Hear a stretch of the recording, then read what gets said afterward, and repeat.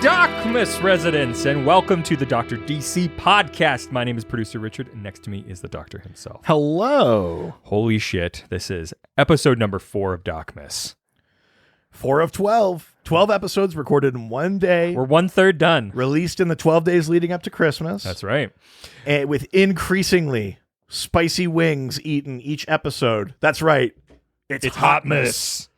That's right. Also, if you've been keeping track, we also have a drinking game that has been going on simultaneously. I mean, listen, I love the drinking game. It's super fun, but leave it to you to layer too many things. Are you trying to say that I have too big of ideas and don't know how to rein it in? Yeah, this feels like maybe we did astrological charts the other night, and it was exactly that it said about you. I don't know what you mean.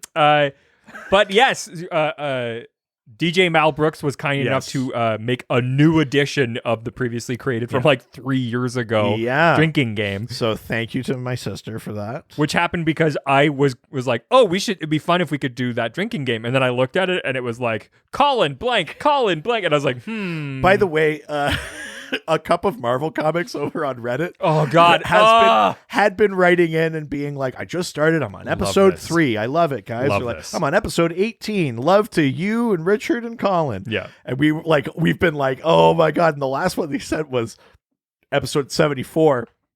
And just update because I haven't provided it on the podcast. Yes, they've finally gotten to episode 75 where the tragic Hindenburg accident happens.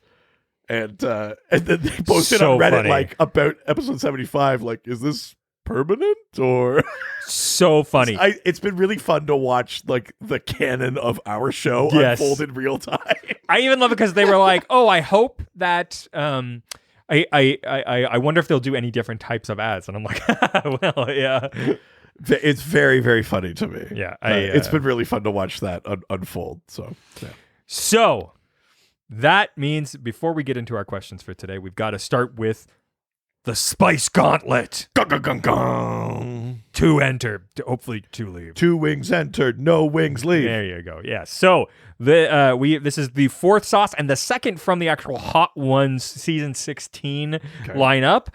Here we've got Yellowbird sauce, limited by Nature Bliss and Vinegar Ripe red serranos, strawberries, and coconut. Ooh. Blended to a mellow burn. Made in Texas. Strawberries and coconut. Yeah. That's interesting. I really need to get napkins next time. I like that there's 2 kinds of hot sauces. There's ones where it's we put a lot of effort into the flavors, and then there's ones that are we're gonna destroy your fucking asshole. Yeah, the anus bleeder. Yeah. Those are the 2 kinds of hot sauces there are. Is we're like craft beer but spice, and then good luck shitting. Yeah, this is BDSM for food. That's a good way to put it. BDSM for food. That's totally true. So why don't we get into these wings? Yeah, let's do it. We got here. Oh, wow, that's so good. That's really tasty. It's wild to taste Go drink. the strawberry. Yeah. I love this. I drink so much of that. I mean, eat so much of that. Yeah. Uh-oh. I would love to see you drink it. No. They haven't paid enough for that. So, there is... Oh, that's got some heat, though. On the back end. Are you okay? So far, not from laughing. But if you pass out, we have to drink our full drink, which I really don't want to do. So just compose yourself. Do not pass out. I keep breathing in the spice. I don't know how it is something about how I'm breathing while eating. I'm breathing in all of the spice fume. Oh man. This might be harder for you in the end. Oh, because of my glut of digestive and respiratory Yeah, your problems. health issues weren't the same as the last time you did this. Generally just slowly rolling into my grave. Yeah. So, with that, let's jump into today's questions. Let's do it. which means we're going over to Facebook. Go to the face and the book. Go to the Facebook. I also love this suggestion. This shows how old we're getting. Next year, Watermas. Drink 1 glass of water per episode. I like it. Nah, That feels doable. That'll never hold water. Oh, I see. They followed it up by saying, the drinking game is every time we use the washroom. Oh, that'd be hard. Oh, that'll be challenging. Yeah. I've already used the bathroom 3 times since we started. So yeah. Really? Oh, man. Okay. I've got like no bladder whatsoever. I'm ready. All right. I have taken my drink for talking while eating as well. So. Didn't pass out though. Didn't pass out. Also, like, why am I being punished for your health issues? Or I could just turn it on, baby. Yeah. At any moment, I could just pass out and make you finish your drink. Just like a fainting goat. Yeah. That's why I brought this belt. I win twice with this. All right. First question comes from We've Only Just Dandon, who asks, Rock of Ages, great JLA story or greatest JLA story? For me, it has the best look for Aquaman, best Batman moment, punching out Metron, and best Atom moment. Hands down, for me, the greatest of all time. Rock of Ages is pretty solid. That's during the Morrison era on JLA. And this has come up on the show before, too. There's a lot of elements of that story that are kind of like proto-Final Crisis kind of pieces. You know, but bring in the new gods and the quest for anti-life, all this kind of stuff. It's that era of JLA is great. I mean, I got to agree, first of all, with best look for Aquaman. I mean, actually, I'm not even sure I 100% think it's the best look for Aquaman. But which look is this? It's the kind of gladiator, fisherman's hook, long hair, beard. So this is like your 90s. We're into the 2000s, basically. But we still got hook hand, We still got hook hand. Like early 2000s. Still, yeah, it's a cool look for Aquaman. We're not water hand or anything even like that. No, not water hand. Yeah. Even I think it's the best look. There is something really sharp about the orange shirt, like the scale mail thing. Yeah.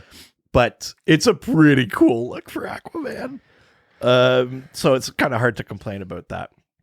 I do like generally Morrison's take on the new gods and the idea that they are new gods. They came from the death of the old gods. There is like a sort of cyclical thing. It's the thing we circle back to for Final Crisis is like what happens when the 4th world ends. What is the 5th world? Or the fact that their spirits are so powerful in Final Crisis I'm talking about now. Their spirits are so powerful that they corrupt and degrade the human host bodies they're possessing. And we forget, I think, because they're used so much more concretely and their story is very they live and die and stuff like that. I think we forget that Morrison's view of them is that they are celestial. And we see that in the map of the multiverse eventually. It's they're in the sphere of the gods. So they exist in the same worlds as heaven, hell, these other kind of more celestial things. So the idea of them interacting with us is we're getting emanations or manifestations of them or whatever. So this thing the Rock of Ages does well is kind of that idea of remember, these are deities. Yeah. And I think that's a really strong part of that story. Totally. But yeah, that JLA run in general is tight. Go check it out. Ho, ho, ho, gentlemen. The holidays came early here at Manscaped, the leading men's hygiene brand. Manscaped just launched new products, including their all-new Ultra Premium Body Wash and 2-in-1 shampoo and conditioner. Ha ha ha ha! It's time to give yourself, or someone who needs it, the gift of beautiful skin, hair, and balls this holiday season.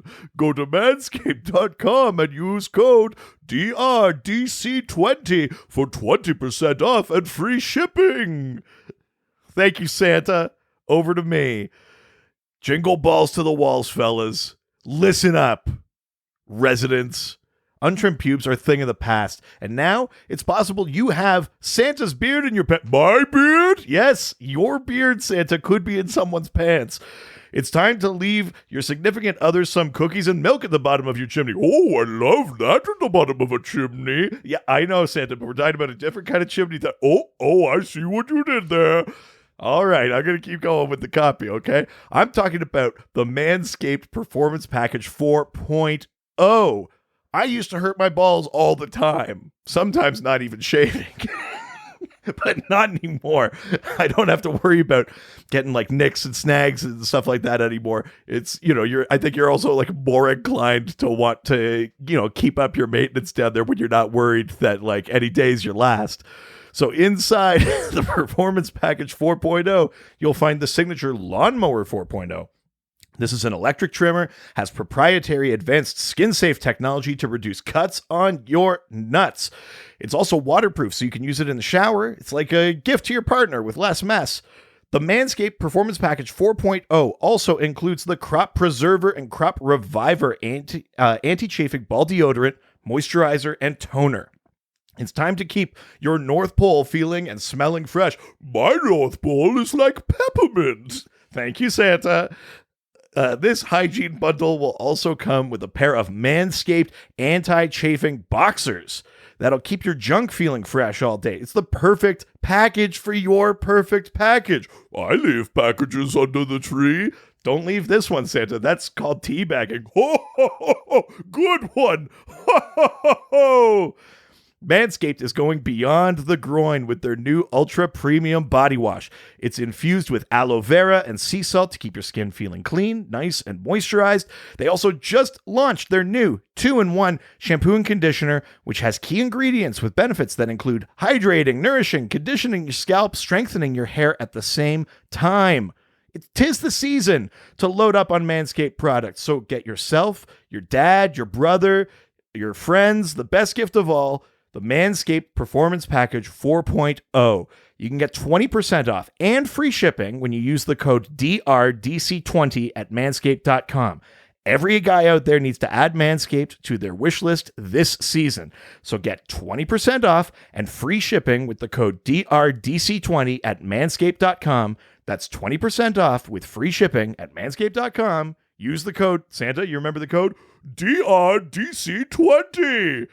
Clean up your nuts and make Santa proud this year. Oh, I could never be more proud than if your nuts were shaved. Ha ha ha ha! Are you gonna fuck Santa?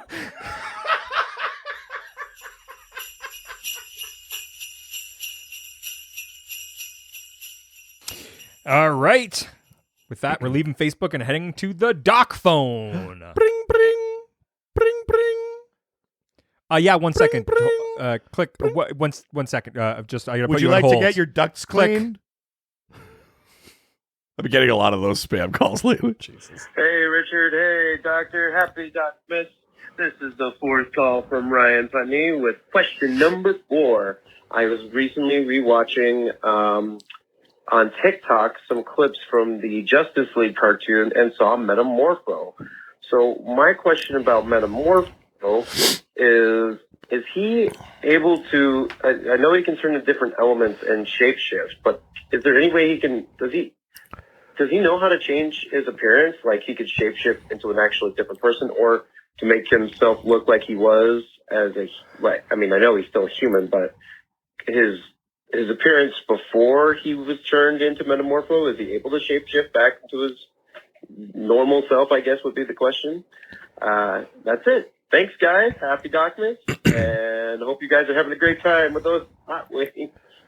Bye. Yeah, the Metamorpho thing is the way that he's played is that the one thing he can't do is be normal. He's got that kind of constant, like, what did you do to me? Yeah. That's his gripe with Simon Stagg. That's his, like, this is why me and Sapphire Stagg can't be together. Like, that's the ongoing thing with Metamorpho. So that's the way they play it. Like, when you really break down his power, though, is there a specific reason? I guess because it's maybe slightly magic. His power seems like it's very science-y. right? It's elemental transmutation. It used to be that he could just transmute into any element found in the human body. Now it's just any element. He could turn himself into a gas or a solid or a liquid. He could shapeshift. He could do all sorts of stuff. But there's also a thing that's been explored before where it's like he is of a lineage of element men in the way that there are swamp things and stuff like that. Sure, yeah. They may have even done this in the sort of 6-issue Metamorpho story that was told as part of that Legends of Tomorrow anthology series. Maybe like, when was that? 7 years ago? Something like that, maybe. There's an element of that, I think, in there too. So if it's about the magic of the Orb of Ra, the thing that turned him into Metamorpho, then maybe part of it is like, no, you're like, this is your mantle, this is your curse, you can't do that. Theoretically, with that power, if you get good enough at that power, you should be able to do almost anything, including changing your appearance. But I think if it is a thing he can do, it's now a thing he chooses not to, because either he sees himself as a monster, or he's like, no, this is who I am. I'm Metamorpho. Like they find a story reason to make him not do that. In the same way that, like, briefly, I think Cyborg got the ability to like hide his technological parts. He had like this insane nanotech in one of his solo series, and he could just look organic again. But it never sticks because it's like, that's not who I am. I'm both. You know what I mean? Like, I think they always find a way to bring it back to like, no, Metamorpho has that real purple, orange, white, gray patchwork kind of look. Yeah. I like that. I mean, I think it's pretty iconic. And, you know, that's, is that not Ramona Fradon who did the original, like, isn't she a co-creator of Metamorpho, or did the original design or something like that? So, yeah, you don't want to steer too far away from it. It's also pretty iconic looking. So, yeah. All right. Well, with that, we're leaving the doc phone and heading to Reddit, where everyone's nice and no one's ever mean. A question from Reddit comes from PM Me Trump Nudes. PM Me Trump Nudes. That's right. Who asks, best Wonder Woman stories to start with? Ooh. Oh, interesting. That's Wonder Woman, like, year one is pretty good, isn't it? You mean Earth One? Earth One, sorry. Yeah, Wonder Woman Earth One is good. I mean, the nice thing about Earth One always is that it stands on its own. You don't have to worry about the greater continuity or whatever. The Earth One books are generally pretty good at capturing like the spirit of a character. I think the one that's furthest from the actual like continuity of a character is probably the Green Lantern one. Yeah. But even that, you still get the sense, like the big stroke and the sense of like the personalities of characters in that. The Wonder Woman one is cool. That's Grant Morrison and Yannick Paquette.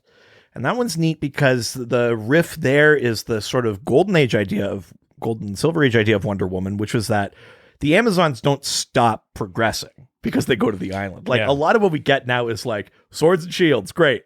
Let's just leave it at that for thousands of years. Whereas the Golden Age Wonder Woman, they had technology and stuff like they had a robot plane. That's where the invisible jet comes from. She doesn't find that in man's world. That's an Amazon thing. Yeah. They had the purple ray, the healing device, all these kind of things. So that Earth One book really pushes that, like, what does Amazon's society look like as it progresses independent of man's world? Yeah. And it's pretty cool to see that. I think that works really well. Totally. That's a cool one. I think jumping in on, there's some slight confusing jumping around that happens at the beginning of the rebirth era of Wonder Woman, because they're trying to reconcile the New 52, Daughter of Zeus, all this kind of stuff with the old Born of Clay kind of thing, and try and find a way to. She had been back to Themyscira a bunch, and then they were like, "You've never been back to Themyscira. It was a lie." Yeah. There's like some stuff like that that's a little bit, you got to jump through hoops, but generally that rebirth era is really cool. You get creators like Greg Rucka and Liam Sharp and stuff like that on that book. It's really neat to see. And the first little bit, it alternated issues. Now, I think they've maybe collected them as separate trades, but it was like one issue was an arc called The Truth, and then the other issue was the start of a year one kind of thing. Yeah. So you were getting sort of parallel storytelling of like early Wonder Woman and current Wonder Woman kind of thing. Yeah. Which was kind of neat. That rebirth era is pretty cool. I enjoy that. You know what? It's Azzarello, and we have thoughts about Brian Azzarello, but like New 52 Wonder Woman that's not the worst Wonder Woman. The Gail Simone run of Wonder Woman is very interesting and fun, and I think Simone writes her very well. We have to drink. And why? Gail Simone. Because we brought her up? Yeah. Oh, okay. And then also, I'd say go and read like the George Perez, I think it's only like 4 issues or something. But like, is it Perez? Well, I'm Perez. Okay, I thought it was Perez. I'm not sure, but go read that one from like immediately post-crisis. That was when they were like, we got to publish something or we lose the rights to Wonder Woman. And really, the things we know and love about Wonder Woman, the version of Wonder Woman we love now, kind of starts there and builds from there. So check that out, I would say. Yeah. Hell yeah. I love that. All right. With that, we're leaving Reddit and we're heading to the DocScored. Docs my score tonight. I don't want to dox your score till them doxing scored. I mean, I'll accept it, but you've definitely done that one before. I know, but sometimes it's what comes to mind. I know, but that's not really the thing. It's a different one. So do I have to drink or not? I mean, I think you should have to. Fine. At least I'm not inhaling spice. No, that's that. We'll leave that for the characters of Dune. Oh yeah, because it must flow. Yeah. Right. First question of the DocScored is from... Actually, I have a question for you from the comments. Why isn't Richard wearing his short shorts? It's weird that that's coming from my brother. Listen, man. I don't know how I feel about that. To answer Bruno's question about the how do you phone us, the number is like a Google number.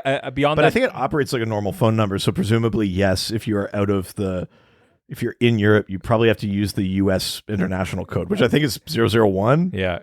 This may be a Josh question because he's the one who set it up. Yeah. Yeah. But yeah, try it. I don't know. Wow. All right. First question from the DocScored comes from Yo Crow, it's Scarecrow. Yo Crow, it's Scarecrow. Yarr, Yo Crow. Hey, SpongeBob. Oh yeah, hey SpongeBob.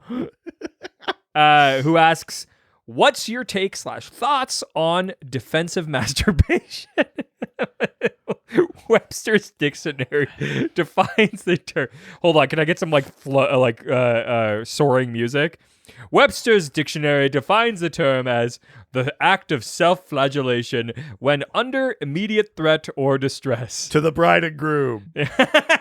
Example, Thomas Wayne should have used defensive masturbation when Joe Chill had a gun pointed at him. I'm going to need you to roll for...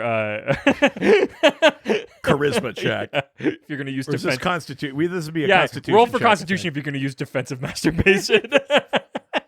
I've been watching way too much to mention 20. Okay, so first of all, what are our thoughts on defensive masturbation? Mm-hmm. I mean, I don't know that that's a move I'd want to rely on. Also, how is it defending yourself? I guess because you're confusing and disgusting someone so much they stop attacking you. They're like, give me your wallet. And you're like, I'll give you my wallet. Yeah. This is where the money comes from. Get ready for the money shot. That's what I call it, my wallet. So gross. Jesus. The idea... It's a kind of trope or whatever in comics where sometimes, like Batman is told, I think it's even in Batman Begins, there's that scene with Tom Wilkinson is playing Carmine Falcone. He's jerking off. No, but he's like, you come in here with all this bluster. You got heart, kid, but not like your dad. Joe Chill, he told me in the clink about your dad. He was begging like a dog or whatever. Like he does that kind of stuff. Imagine if that scene was like, Joe Chill told me about your dad. He's the guy that whipped his dick out to stop a mugging, right? He was like, he didn't want to give up his wife's pearls, so he offered to make new ones. Yeah. Jesus Christ. Like, yes, father, I shall become a flasher. It totally changes, oh my God. Totally changes the direction of Batman. Yeah. Yeah, I don't think Thomas Wayne should have, because at the very least, even if it stopped the mugging, headline next day, local philanthropist Thomas Wayne exposes himself outside a movie theater. People are like, oh, disgusting! I'm never taking the monorail again. Boo, Wayne. They lose all of their money, and Batman turns into what's the Malone? Post Malone. No. What's his like criminal character? Oh, Matches Malone. Matches Malone, and he becomes like the real version of that. Post Matches Malone. Oh my god! Just a bunch of face tattoos that he actually got tattooed. So even as Bruce Wayne now, he's got them. People are like, isn't that?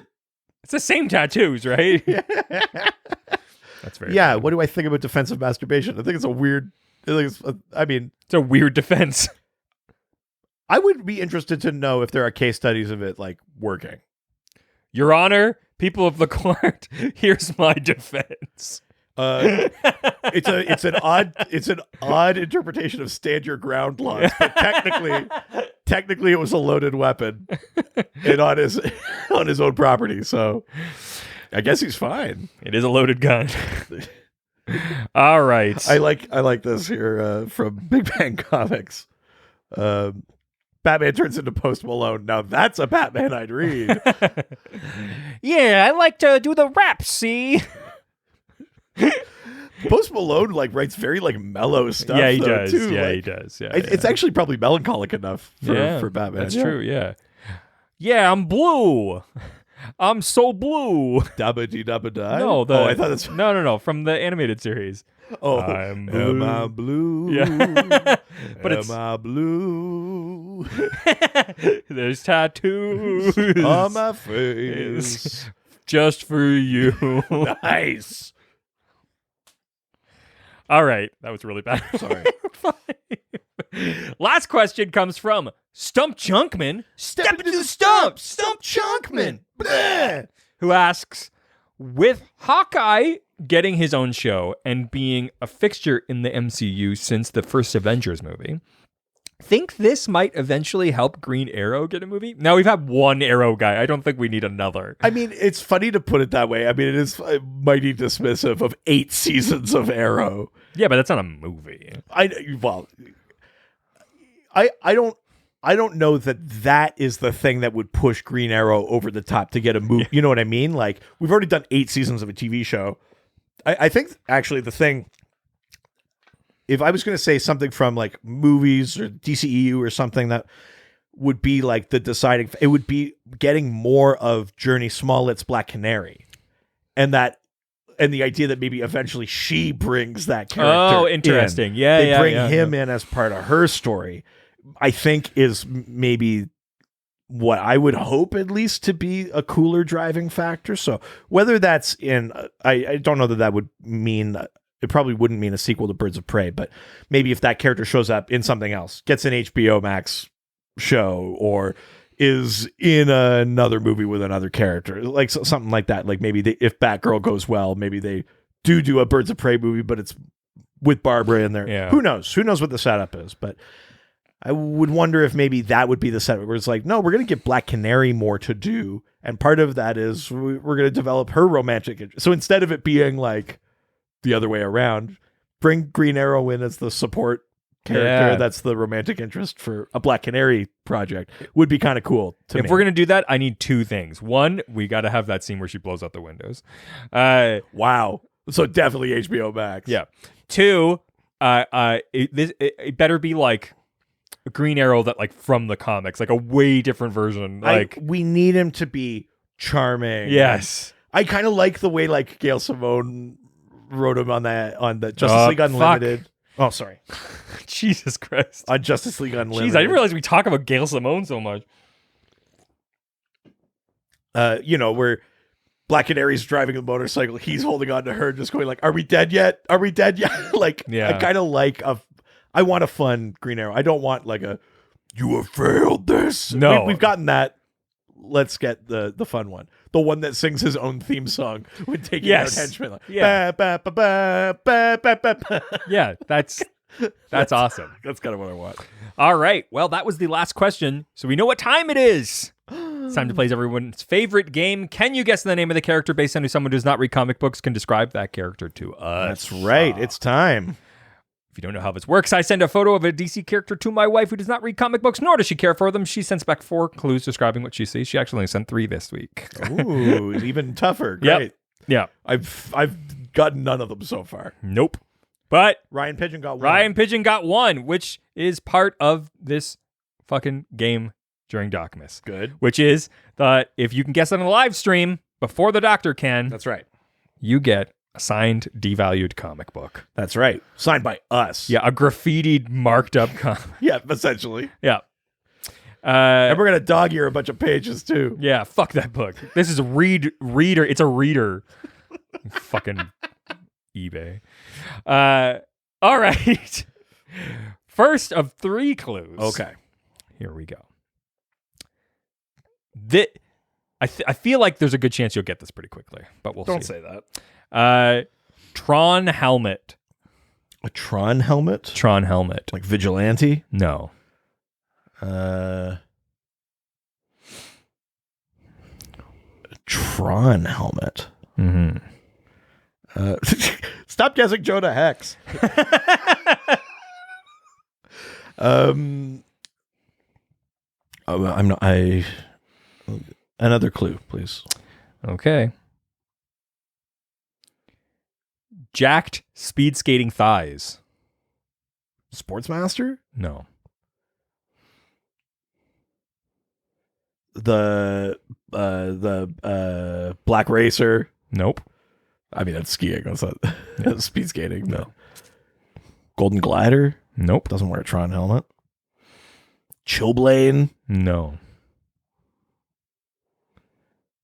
The thighs thing.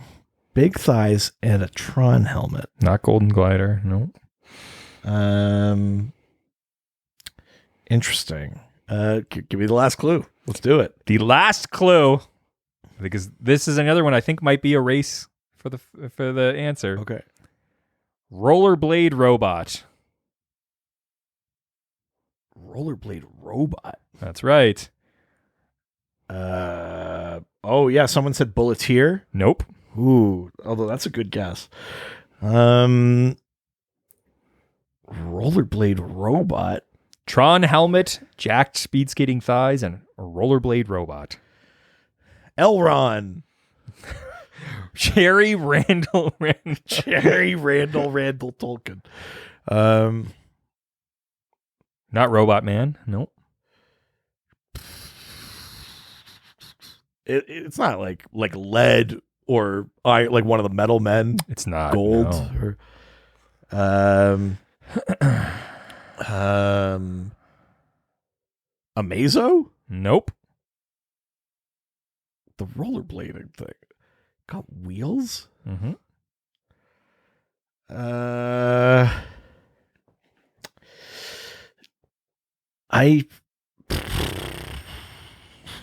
Should I know this character? I mean, I'm a little surprised that you don't know the character, but Okay. it's not like a wildly popular character, but it's Okay. Stop saying Jonah Hex. That does kind of sound like Jonah Hex. Bubba Fartbutt says Gamma Knife. Nope. Does the DCU have a roller derby team? Yeah, I mean, the roller derby thing, I'd be inclined to say Harley, but none of the other things line up. It's not Cyborgman, is it? No. Though I do love that name. I don't know. Oh, it's not the transhuman. Nope. No, I don't know. Have we all given up? I'm not seeing more things coming in here. Okay. I will show you the photo. All right, show me.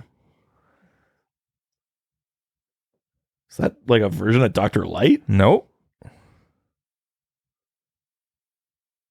Oh, who the hell is that? This is Cosmo Racer Oh, jeez Louise.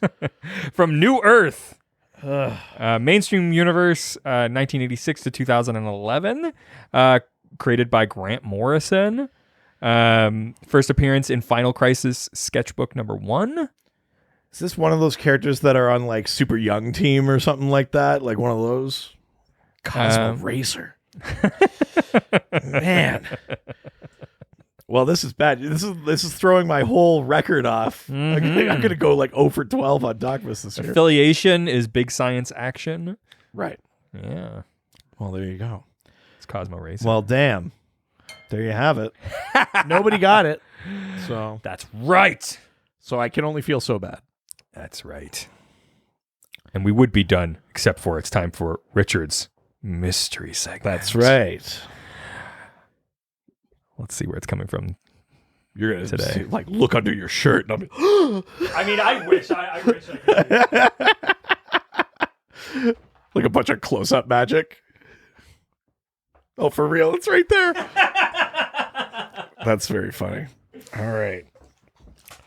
Gotten 3 comics so far. That's There's right. Zatanna, A Phantom Stranger, and Blue Beetle. Just letting your guard down so that the real gift can come. I can't. I mean, I think you also give me too much. You're like, this is like, I'm already like, wow. Ooh, Man-Bat versus Batman. Man-Bat #1. That's right. Very, very cool. Dr. Kirk Langstrom. 3 chilling conflicts. Holy shit. Whoa. Frank Robbins and Neil Adams. Love that artwork. Love that Neil Adams art. That's right. Very, very cool. Thank you. My goodness. Again, the idea that you're like the real like this is a good gift. All right. That is it for today. If you want to chat with us about DC Comics and all the like, you can reach out to us through our various social media platforms. That's right. Dr. DC Podcast on Facebook and Instagram, at Dr. DC on Twitter and TikTok, r/Dr_DC on Reddit. You can email us, drdcpodcast@gmail.com. We've got a website, drdcpodcast.com or .ca. You can send us questions to the doc phone, 208-917-3238. Maybe there's a way to do it from international. I have no idea. No. I hope there is, but I don't Google it. Yeah. I mean, we can't even administer this thing because it's like America-based. Yes, So, yes. It's Josh's to control. Yeah. Just like me. Ooh. Oh, that's right. And we're on TikTok. We've got... You can send us physical mail to 301 Hogue Street, Hoge Street in Whitehorse, Yukon, Canada. That's Y1A1V8. You can send that to either Richard Eden or Reed Vanier. Subscribe to our Patreon. Subscribe to our Patreon. We got 3 different levels. They all give you access to the Doc Squad, our awesome fan community.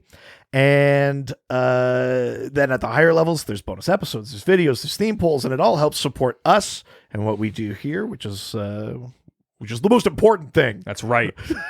The only thing that's even more important is subscribing to our other podcast, Time for a Drink. It's Ghostfacers. Ghostfacers is a Supernatural rewatch. We're going through every single episode of CW's Supernatural. I think I could have said that a little bit better, but I mean, that's true of almost everything you've said. We're doing real world monster lore. We're talking about behind the scenes stuff about the episodes. We're partway through season 4 right now. So yeah, check it out. It's a lot of fun. that is it for this episode and today. Unless you're on the live stream. Yeah. And then we just keep going forever. Forever. Ciao, ciao. Adios. Heroes, they always fight for what is right. Live with danger and adventure, they are men of might. This was a Brain Freeze podcast.